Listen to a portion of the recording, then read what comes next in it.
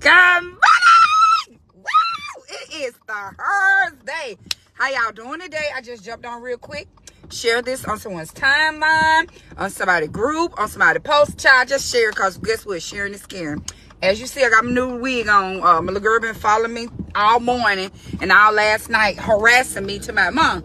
You really gonna do that? Mom, much rather you wear two black ponytails like Anna on Frozen. Girl, go sit down somewhere. Anyway, I just wanted to encourage you really quick.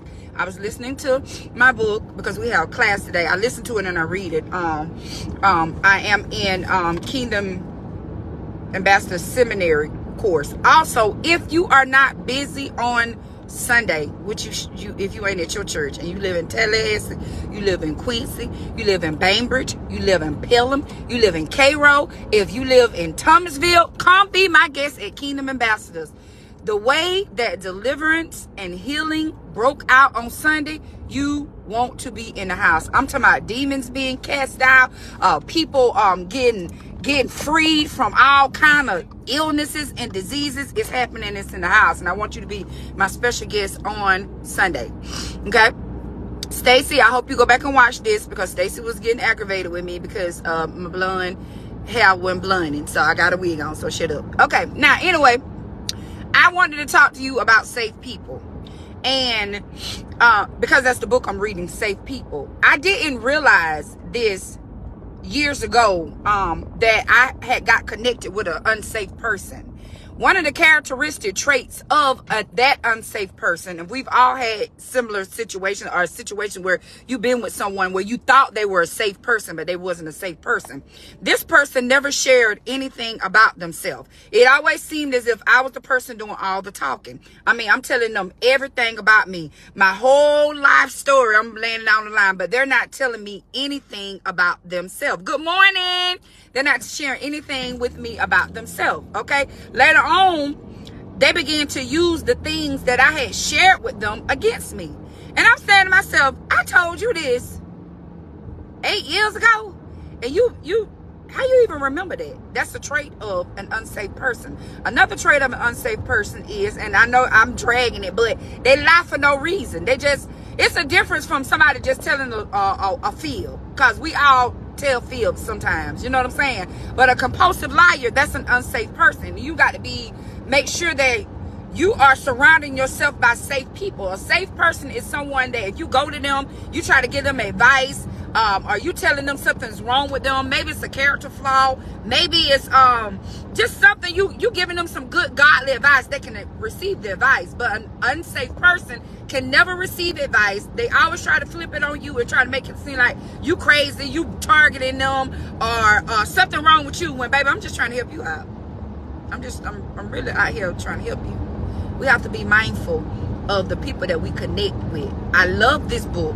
I love this book because it reminds me when I'm listening to it how sometimes I'm an unsafe person and what the traits look like. So I'm looking into myself to make sure that I'm being authentically LaShonda. You always got to be in a place where there's room for improvement, because ain't nobody on this line. We cute. Hello.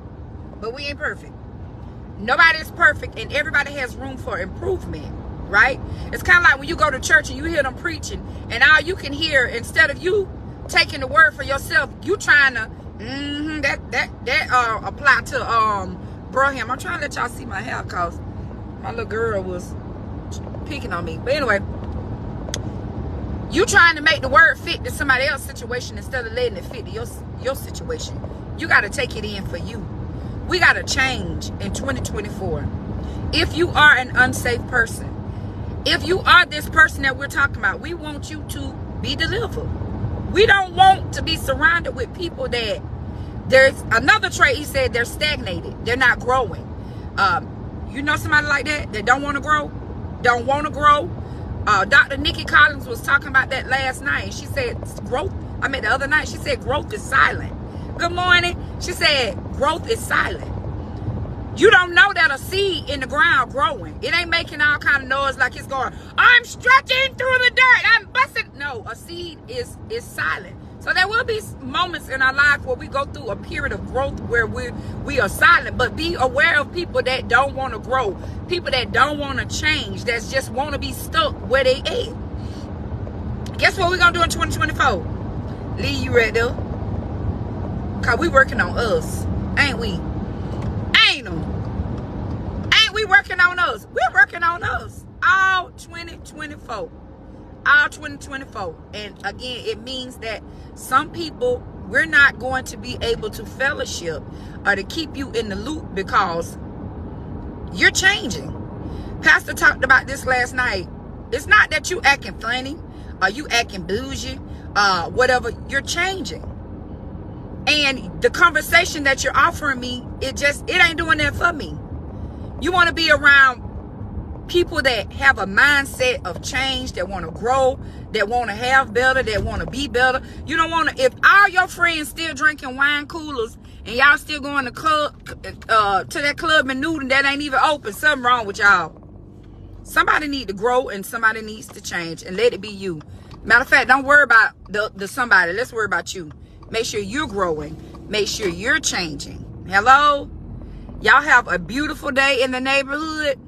I love y'all. And if you have not ordered me and David's book, Love Sync, please do so. And yes, I am a certified life coach. I had some people that was reaching out to me because, girl, we need to get our lives together. And we need other people to help us get our lives together. And I'm other people. Hello? Yes, I be working on myself every day too. I offer this, I'm a life coach, but I take people through a course called Breakthrough. And it's just helping you refine yourself, because I've told y'all in times to past, life will have you in a fickle. Life will have you in a fickle because things happen to you that change you, that you be unaware that you done changed and become a shell of a woman. You think you still the same you 30 years ago, but you done changed tremendously because things have happened to you. You've been hurt. When we get hurt, we go deep down in the shell and we try to hide and we try to cover up and we try to protect ourselves. And this makes us unacceptable to change. When you're not vulnerable, shut up, Stacy. Shut up. You see, I got my hair on. Shut up, okay? Y'all, Stacy was the one inboxed me to my, you got to do something. So I got a wig, so leave me alone. Anyway, life have you in a pickle, and you become a shell of a person.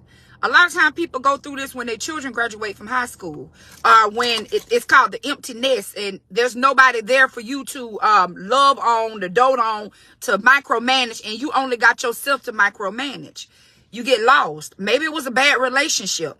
You know, I did a workbook for this woman that said there's more to grief than death. You grieve relationships. When I went, the first time I got a divorce and I went to the lawyer's office, getting out that car and walking inside that lawyer's office, talking to that lawyer's office and getting back in my car, I felt grieved. My spirit was grieved. I really was grieved.